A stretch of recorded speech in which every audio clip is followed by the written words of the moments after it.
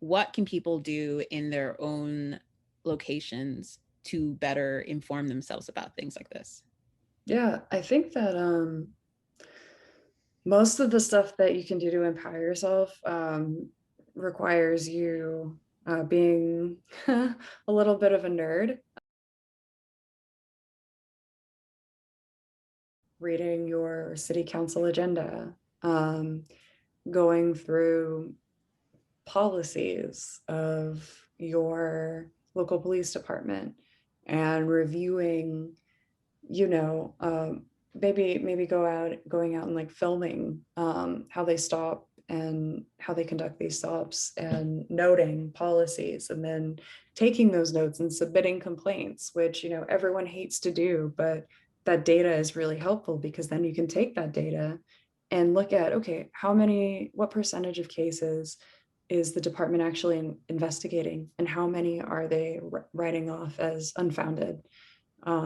What percentage of these complaints are actually seen as legitimate? And that can tell you a lot about the culture of your department, as well as the people that are making those decisions, where they sort of fall on the scale of what is and isn't okay for a police officer to do.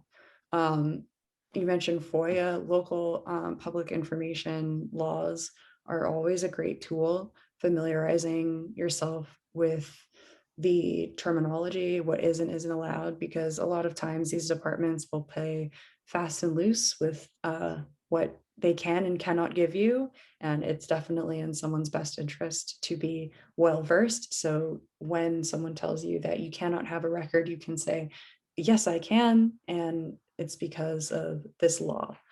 Um, those would be probably the biggest things that you can do.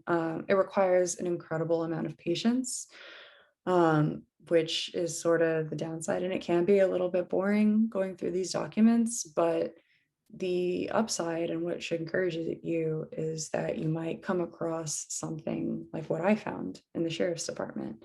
Stuff like that is a lot more common than it appears to be.